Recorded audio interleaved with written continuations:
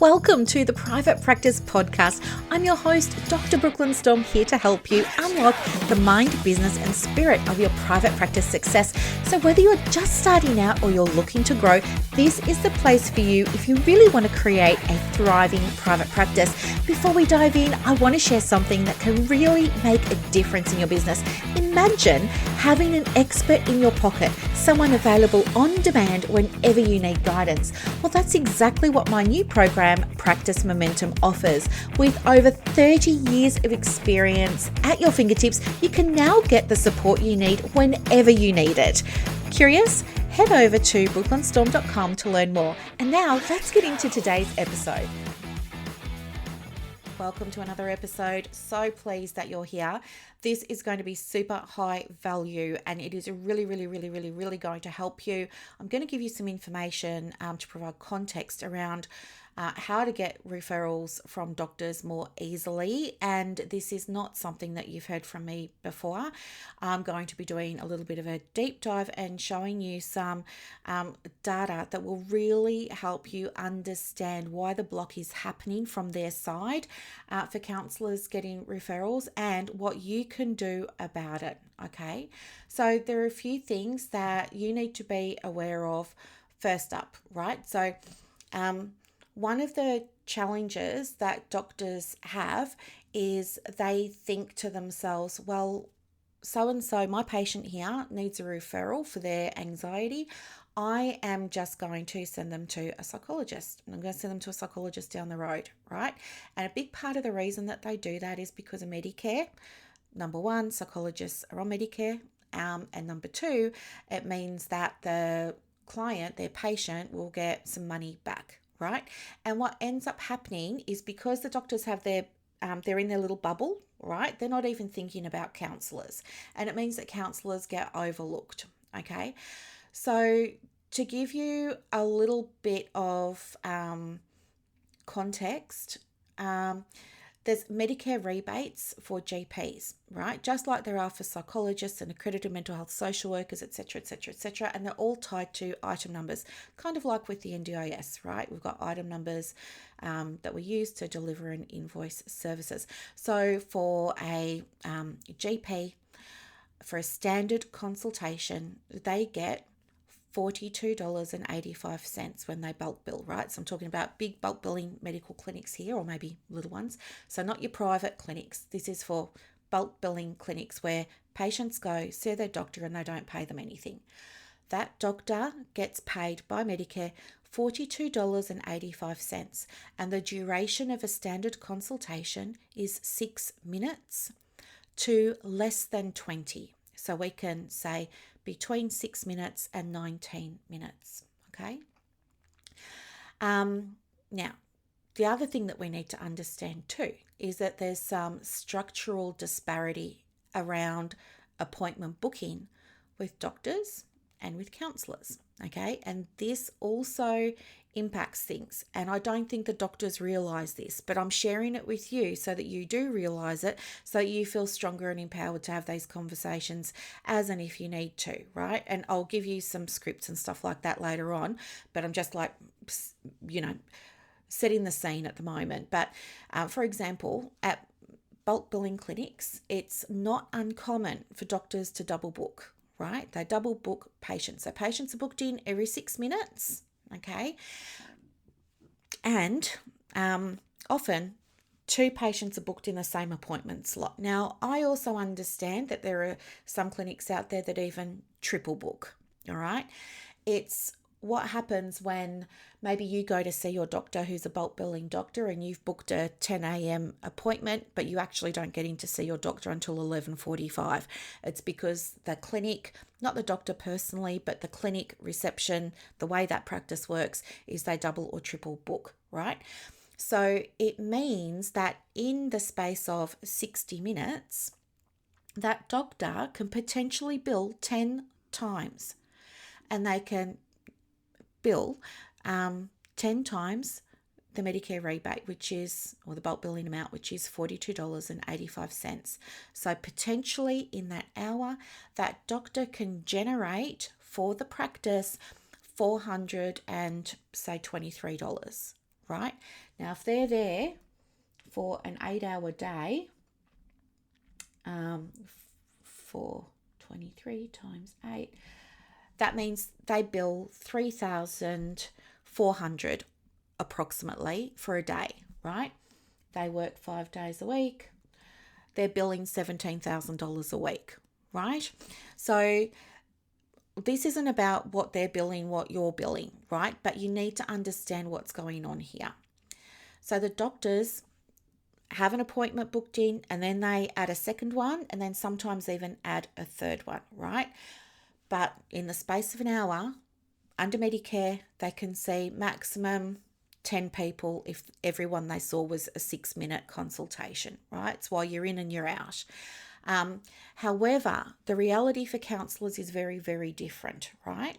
Without Medicare registration, counsellors rely on other things, right? But doctors often lack awareness around them. So I'm going to talk you through what those other things are. But the other reality too is that with counselling, like anything, there's an no-show rate, right? You get ghosted. Just like people who book appointments to see the doctor but don't go to that appointment for whatever reason, just like people will sometimes book in to see their social worker or their psychologist and they've confirmed it and everything, but they still don't show up. That happens for counsellors as well.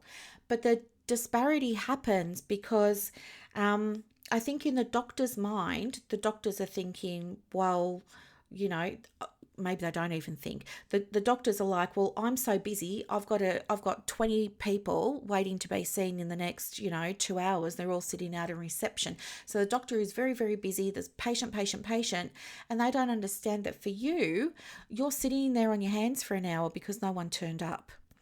I don't think they understand, or it comes into their awareness or into their mind, that you're sitting there twiddling your thumbs for 50 or 60 minutes. Or if you're somebody who does the 90-minute appointments, you're sitting there for 90 minutes with a no-show, right?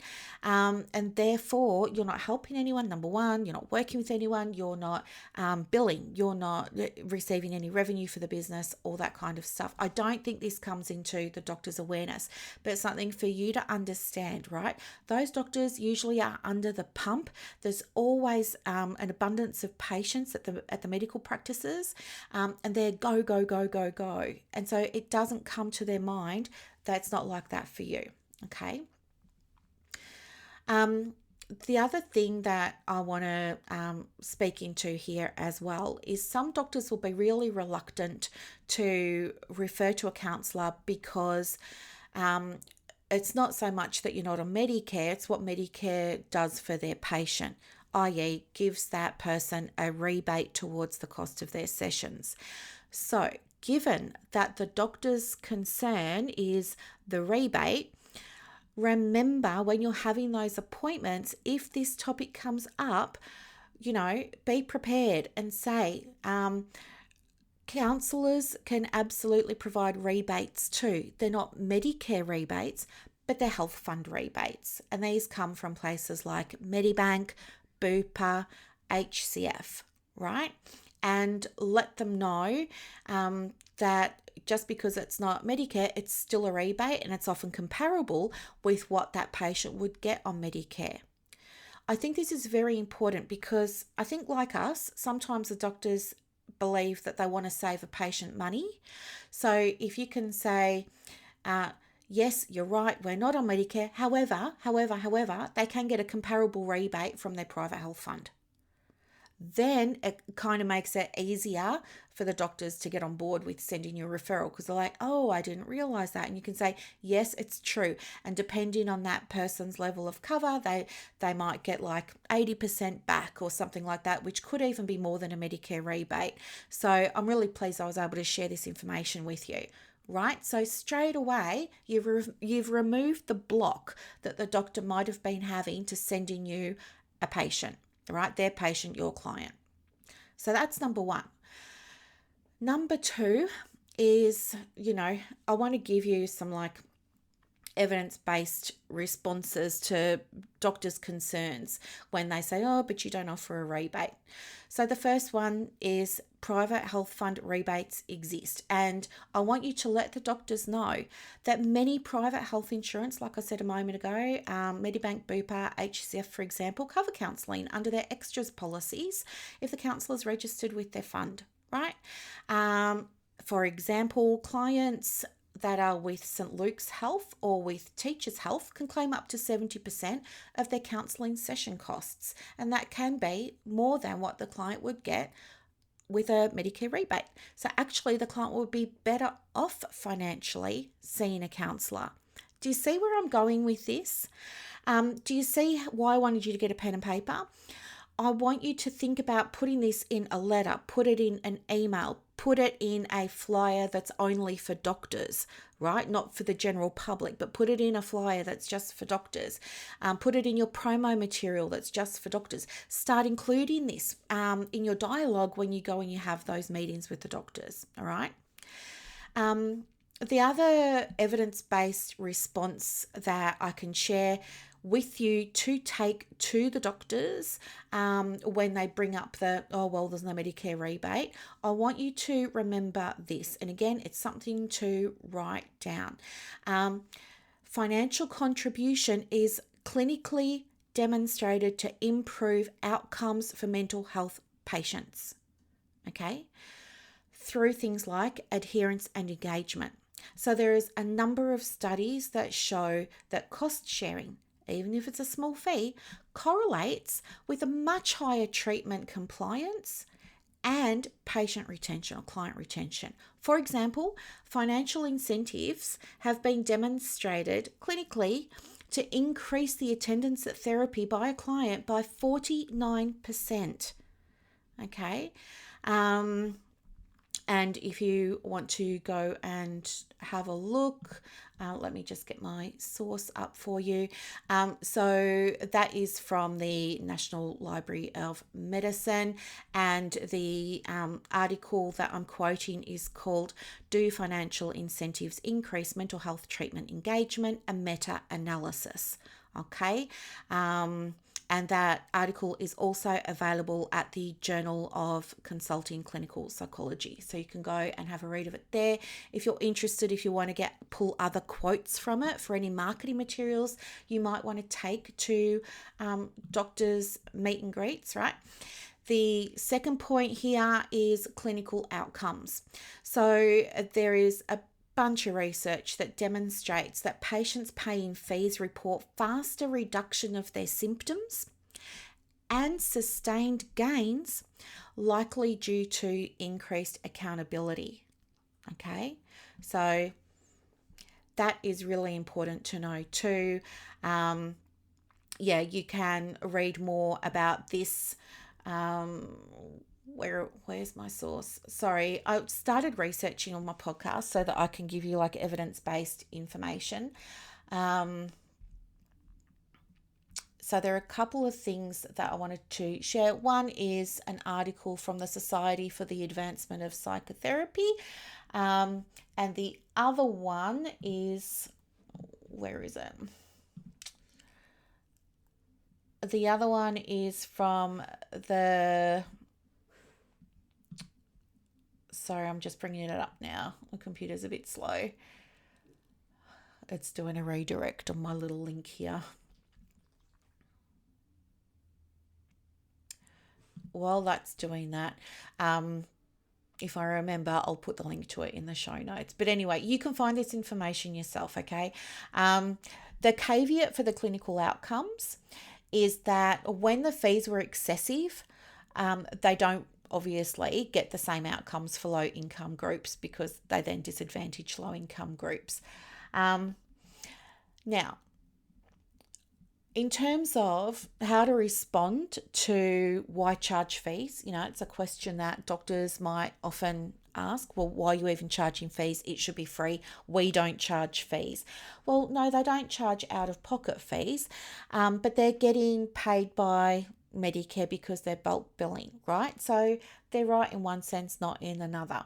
So for you, it will be important for you to be able to share with the doctors nicely and professionally and politely that unlike them, counsellors cannot offset no-shows with double booking or perhaps even triple booking. And therefore, fee for service ensures practice sustainability, meaning that they can continue to help people in the community that really need it, okay? And also, I've just called it an ethical value exchange, but the idea is that fees align with evidence that clinical investment fosters commitment. And when counselling clients or, doctors, patients who come along for counselling are committed, they tend to do better in therapy, right? It doesn't take a rocket scientist to figure that out, but this is really helpful for you to be aware of so you can speak to it rather than feel shot down when the doctor says, well, are you going to bulk bill? And you're like, no, I'm not on Medicare. You feel shot down, don't you? And you just want to hide and you want the world to swallow you up and all of that sort of stuff. I want you to have these in your pocket so you know how to politely and professionally respond. Okay. Now, there's something else that I want to share with you here, and I have mentioned this before as well, but when you go out and you do those GP meet and greets, don't make the mistake so many other private practice owners have made of promoting the service, right? They make up flyers, they take business cards, they make little speeches, and then they just go there and they have verbal diarrhea and they just speak at the doctor. It's a pitch fest, and then they wonder why they don't get any work. Those GP meet and greets are not places for you to be, I was going to say spamming them with all your promo stuff, but you know what I mean. Look at it as a way to actually meet them, right? And that means building rapport. Now, I have said it before, you can go and listen to the other episodes, but there are ways that you can do that might feel comfortable for you. So I always believe the easiest way is small talk, which I hate because I'm autistic and I have ADDC. But anyway, small talk. Are you new to the practice? I haven't seen you here before. Blah, blah, blah. Do you drink coffee? Oh, there's a great coffee shop around the road. Have you been there before? You know what I mean? Build up that rapport. Get to know them as people, right? The second thing that you can do is position your practice or position yourself as a collaborative partner. And the way to do this is by sharing anonymized case studies. I recommend a case success story, something that demonstrates how counselling complements what the doctor's doing with them already as part of the doctor's medical treatment for the client's pain or something. So you might say something to the doctor like, I have been a counselling professional specialises in ACT. It's called Acceptance and Commitment Therapy by Russ Harris. And my area of specialisation or expertise is using it for chronic pain. And given that you work with clients who are also in chronic pain, I'd love to share with you a quick case study here or a summary of some of my case studies about how using ACT for chronic pain can actually reduce opioid reliance, right? Now that you've heard these case studies, do you think it might be beneficial for your clients to come along and get some treatment or some therapy with me while they're on the opioids, and perhaps you and I can work together to help the client get to where they need to be, right? Something like that. And also, you can highlight the interdisciplinary benefits too. For example, counselling has been demonstrated time and time again to improve adherence to medical treatments. And a big part of the reason for that is because counsellors and GPs will usually get consent from the client to communicate with each other about what's going on with the treatment, right? We know this happens with mental health care plans, but you don't have to be delivering mental health care plan services in order to communicate with a client's doctor. So it really helps to position you and your practice as a collaborative partner with the doctor when you can speak to these things, right? A third thing that you might want to try is educating the doctor or the doctors on the financial benefits for their patients. For example, you might use this script, right? Because you've got to remember, right? You know how you feel about raising your fees. Think about when you last raised your fee and all the drama and the anxiety and the imposter syndrome you put yourself through. And now you're like, oh, well, it's just normal for me to charge this fee now. But do you remember at the time how it felt uncomfortable when you raised it?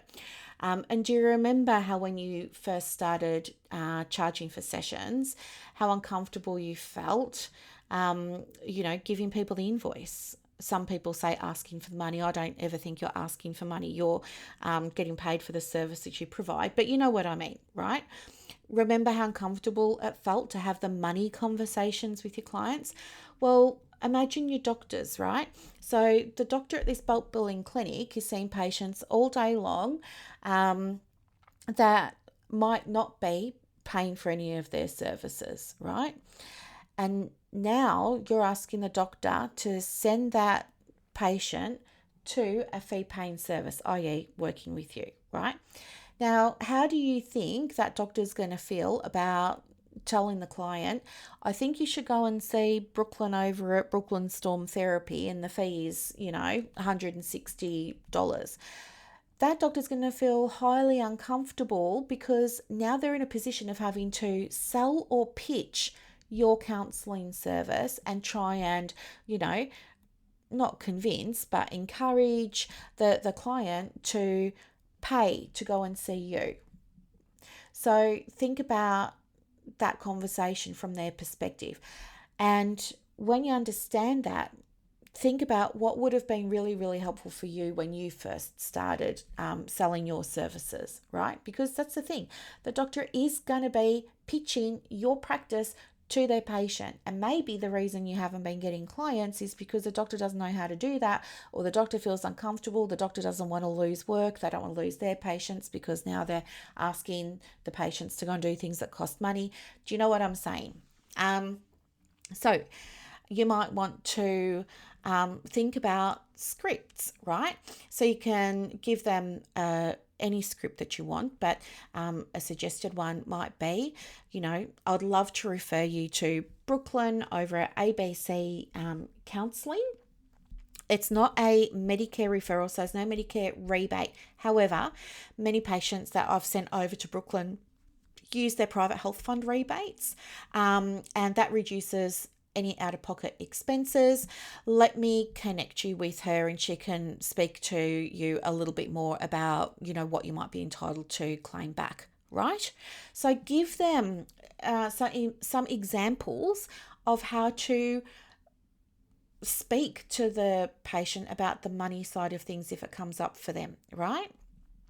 So, there's research that shows that financial counselling can reduce patient stress and improve health outcomes, right?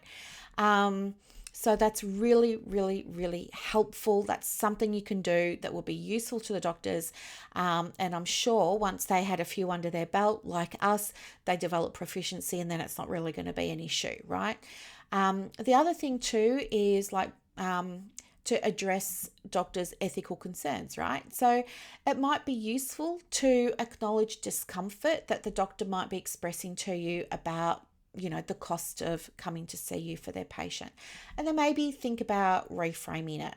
So you might do a reframe like, investing in mental health actually prevents longer term costs for patients, like hospitalizations, like being off work, all those kinds of things. And in fact, there was a study done in 2022, so fairly recently, that found that, attending therapy with a counsellor found that therapy reduced other healthcare costs by almost 25% over the following 2 years. So giving doctors that information can be super duper helpful as well. So let me just see where that source is. I've got notes all over the place. I'm so sorry. Where is it? So the title of this is cost effectiveness and cost utility of an acceptance and commitment therapy intervention versus a CBT intervention for older adults with anxiety, a randomized controlled trial. Okay, yep.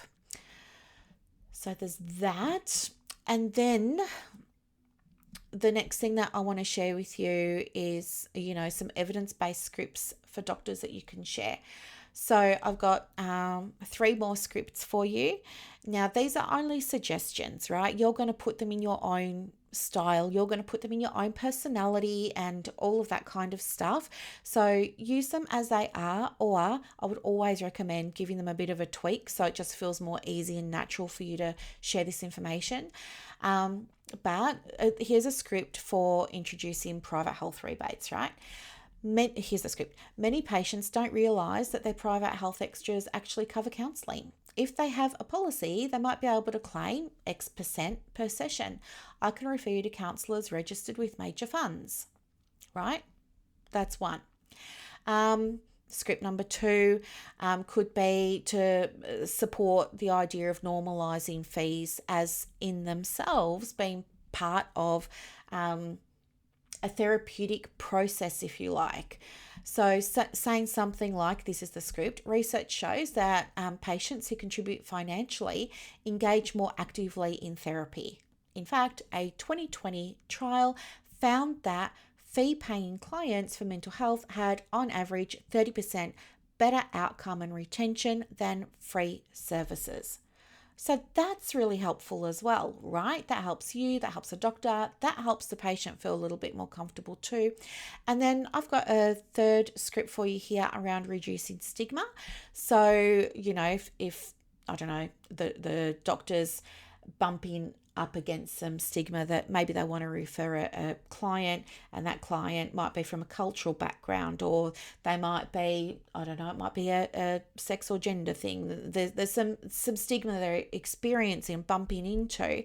A script that might be helpful to support the doctor in supporting the patient could be something like, think of counselling like a gym membership. It's an investment in your long-term overall mental health. And actually, clinical studies show that attending therapy reduces future medical visits by up to 40%, right? So they're really handy scripts. Doctors love evidence, right? Because their whole entire model is based on evidence. So if you can start communicating them, speaking their language, right? Speaking the doctor's language and in the way that doctors like to speak, this can really help them start to see you as an ally, right? Oh, she really does know what she's talking about. Oh, she really does get it. Oh, this is very helpful. Oh, I see now. You're talking their language. You're speaking their language. There's understanding, and now we're deepening that rapport. Okay. So, there is a couple of other things that might be helpful for you. Really do leverage private health fund registration. So if you haven't done it yet, do reach out to major health fund providers and see if you can register with them.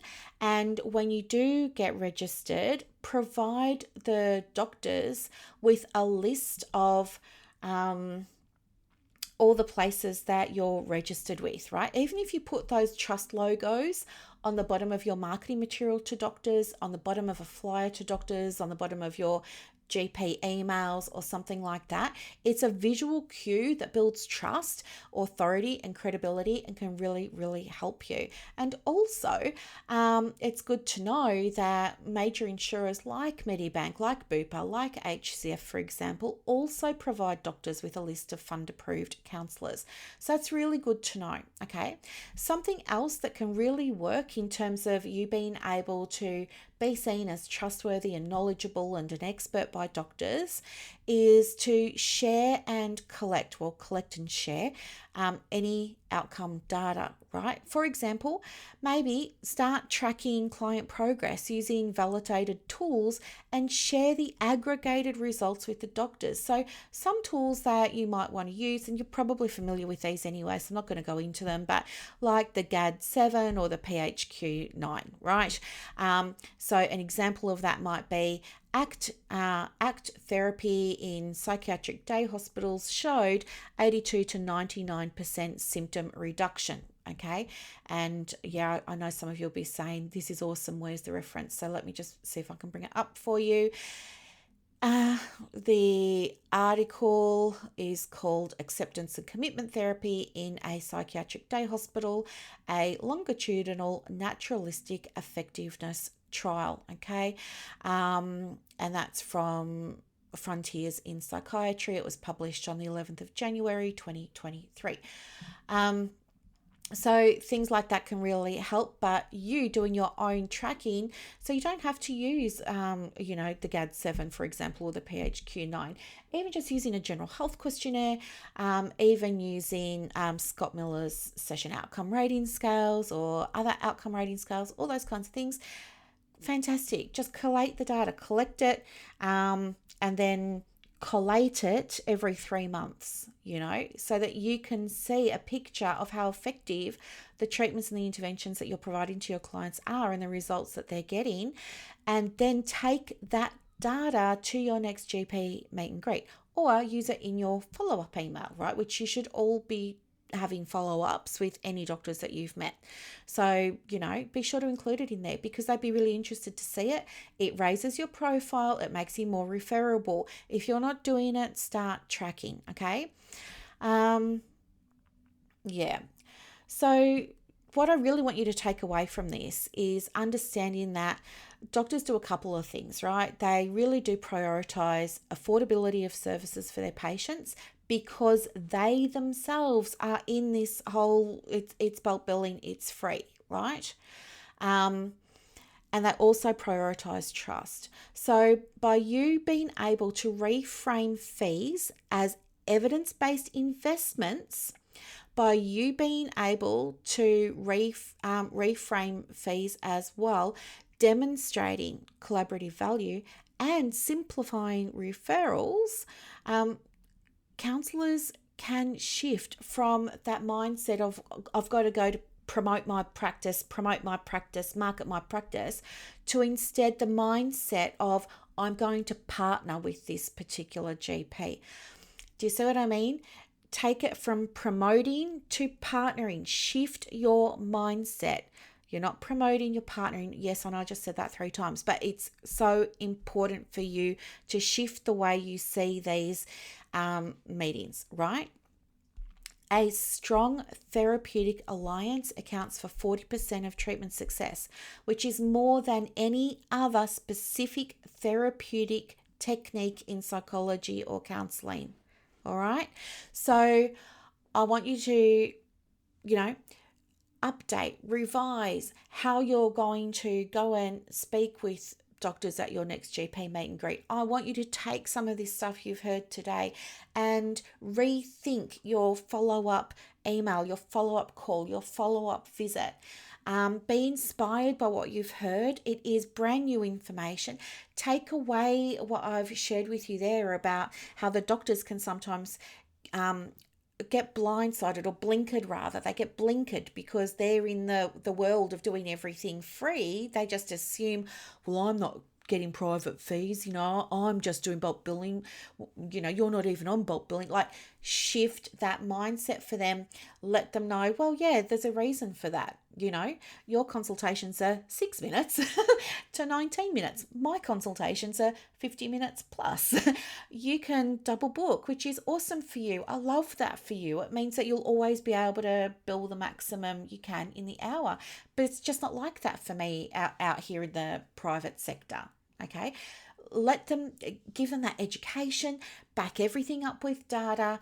And, again, stop going out there and spamming them with all your flyers and your cards and how amazing your practice is. Start seeing these meetings as an opportunity to partner with them. Ask the question, how can I support you? How can we work together? How can we do this collaboratively? How can I partner with you? Right? I want to be able to support your patients. This is not about you. This is not about me. This is about the patient. How can I be part of that? And again, just remembering what I mentioned before, if you have a specific area of expertise or specialization, like I said here about the ACT, for example, right? Find research that demonstrates that, your clients are going to get better outcomes because they see you, their doctor, they're taking their medication, and they're coming along for ACT. And there's all this research that demonstrates that patients who come along and see a counsellor for ACT get better outcomes, right? Remember about what I told you. Include, if you're registered with any health fund providers, include that information all the time. It doesn't occur to doctors because while they might be dealing with private health funds, it doesn't happen that often. They most often deal with Medicare, WorkSafe, work cover, sometimes victim services, sometimes a health insurer, but most of the time, no. So it's just not in their awareness. They're thinking, all right, my patient's going to miss out on getting the Medicare rebate of $84 or whatever it is at the moment. And you'll be able to say, well, actually, no, because, counsellors counselling services are rebatable with private health funds. And actually, depending on the level of cover that a patient has, sometimes it could be more than what they get from the rebate. So it's called an objection when the doctor says no because or yes but. That in marketing terms is called an objection. So when you present the information, say, oh, well, hang on, I can help out there. If that's the issue, if that's why you're reluctant to refer, phew, I understand. And I love that you're so, mindful about affordability of things for patients. But yeah, wiping the sweat from a brow here. Look, I can tell you that I'm registered with ACF, Medibank, Bupa, whoever you're registered with, and depending on their level of cover, they can get back the same amount, right? So it's not going to make any difference. Okay, breathe, exhale, and say to the doctor, now that you know that, and here's the proof, hold up your little flyer that's got the item numbers and the breakdowns of what the rebates are going to be and all of that. You show them the proof. They love proof. It's all about the evidence. Say, now that you know that, now that you've seen that, how are you feeling about referring a client to me who's got pain for coming along and getting acceptance and commitment therapy? How are you feeling about it now? And then see what they say, right? If they go, oh, well, I'm used to referring to the psychologist, get curious, right? Don't defend yourself. There's no need for you to defend yourself or justify yourself. You're different to a psychologist. So say, yeah, well, tell me about that. Like, what makes you more comfortable about referring to a psychologist? I would love to understand that from your perspective and listen to what they've got to say. Oh, well, they're on Medicare and they're educated and they've got this qualification or something. That's where you can come in and you can say, that's really interesting. I really respect psychologists too. I know that they invest a lot of time and effort into study and, getting their registration. But did you know counsellors are registered as well, and that many counsellors have this degree or that degree? And if you don't want to go down that path, then the alternative is to say, it's really interesting. I was doing some research for my degree on, what the best predictors of outcomes and patient gains and clinical outcomes in therapy in general. So across psychology, social work and counselling, and time again, it comes up that the best predictor is the strong therapeutic alliance and not actually the level of study that somebody's completed and not actually the talking therapy that's being used. Isn't that interesting? And if you'd like to read more about that, I've printed you off a copy of the article, brought it with me. I'll leave it here. You can read it, when you've got a spare moment, because I had a feeling that this might come up and I just wanted to be prepared with something that might put your mind at ease. right? Do you see what I'm saying? It's approaching it from a partnership perspective, not from a promotional perspective. So I hope that this was really, really, really, really helpful. If you have any questions, don't hesitate to let me know. Now, this is just a snippet of what we do in Practice Momentum. There are still places available. I'm still enrolling in Practice Momentum.